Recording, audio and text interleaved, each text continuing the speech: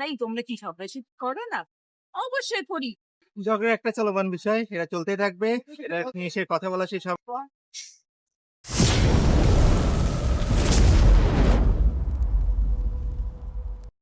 সংসারটা সুখী হওয়ার জন্য কি দরকার বলো তো? দৈনিক ৩ বেলা করে জামাইয়ের সাথে ঝগড়া করতে হবে। অ্যাকচুয়ালি তা না। ৩ বেলাকে জায়গায় ৫ বেলা করলে কি সমস্যা? কোনো সমস্যা না।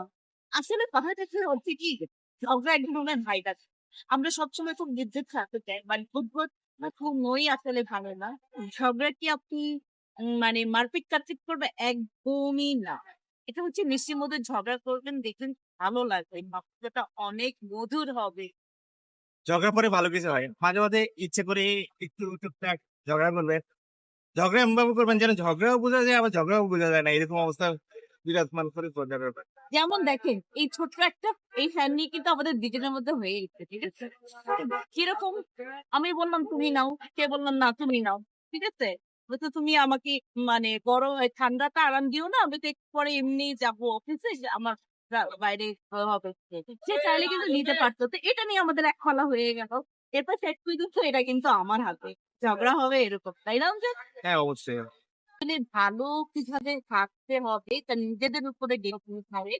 অনেকেই আমাদের অনেকেই যারা পরিচিত আছে বলে এই তোমরা কি সব বেশি করো না? অবশ্যই করি। মানে দরকার হলে ফোনে আমার মনে হয়েছে আজকের দিনে ঝগড়া হয় নাই। ফোন করে বলে এই ৫ মিনিট কথা বলো। হয়তো তার হয়তো ক্লায়েন্ট আছে বা হয়তো সে কোনো মিটিং এ। তার মধ্যে কিন্তু সে ৫ মিনিট আমার সাথে ঝগড়া করে।